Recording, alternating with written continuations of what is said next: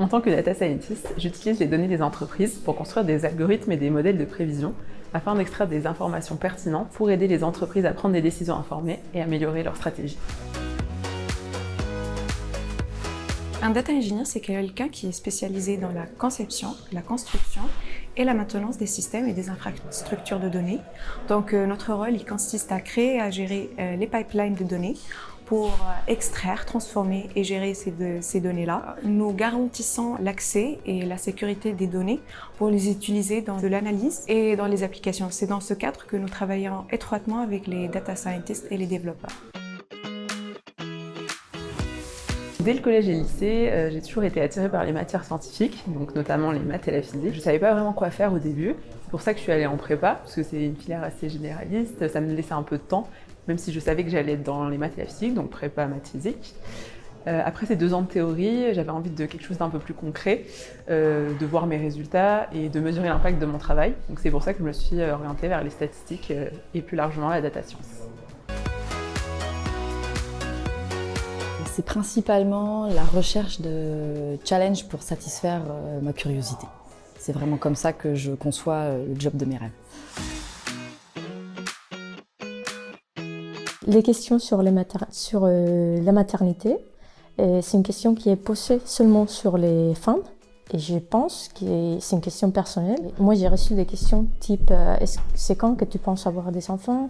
Est-ce que tu veux avoir des enfants? Et pas dans les cadres d'un entretien professionnel, mais surtout en parlant avec un chef de projet.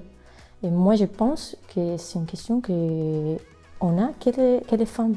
Et pour un homme, il n'y aura jamais ce type de questions.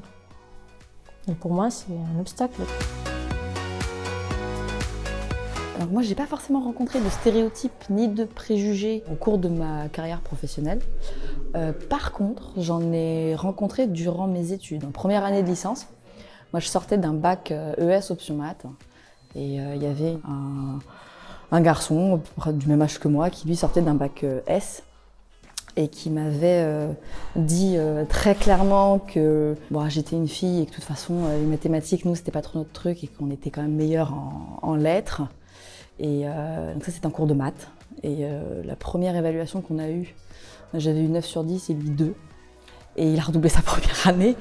Donc voilà, c'était principalement des petits trucs comme ça. Après, c'était pas non plus au quotidien, donc c'était vraiment à la marge. Pour chacun des postes que nous ouvrons chez Valouet, nous intégrons une experte à chaque étape, que ce soit au niveau du descriptif de poste, de l'entretien technique. Nous menons régulièrement des ateliers collaboratifs autour du recrutement afin d'améliorer nos pratiques et que les femmes se sentent à l'aise de démontrer leur expertise technique tout au long du processus. Lors de l'intégration, chacune des expertes intervient, soit en tant que marraine ou lead sur son expertise technique, afin que les nouveaux arrivants intègrent tout de suite cette culture d'entreprise inclusive. J'ai 2 conseils. Le premier, ça sera d'être flexible, parce que c'est un domaine qui bouge beaucoup, donc il faut toujours s'adapter.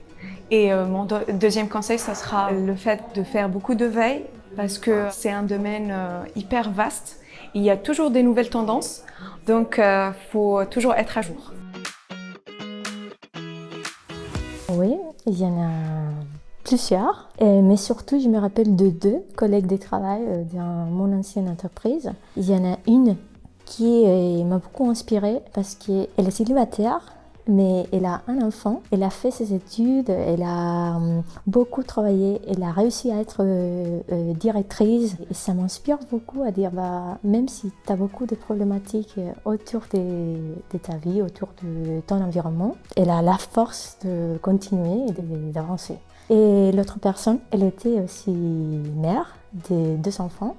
Et même en étant mère de 2 enfants, elle avait l'opportunité d'aller à l'étranger, aux États-Unis. Elle a dit oui, elle a laissé sa famille pour une période, pas pour toute l'éternité.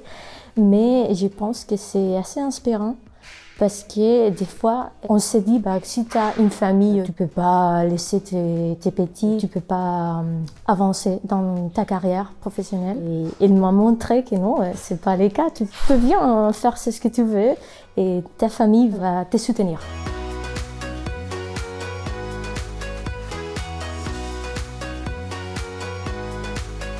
Pour moi, pour arriver à une plus grande diversité de genre dans ce domaine, ça commence vraiment à l'éducation, donc au collège et au lycée.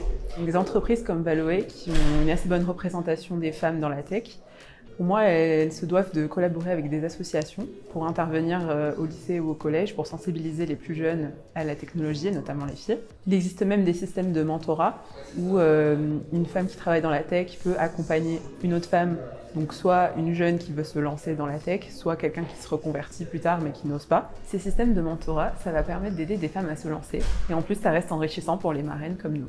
C'est aussi important de participer à des événements qui promeuvent les femmes dans la tech, comme Valo a pu le faire avec l'événement Who Run the Tech, organisé par l'association Estime Numérique, où c'était des conférences uniquement animées par les femmes.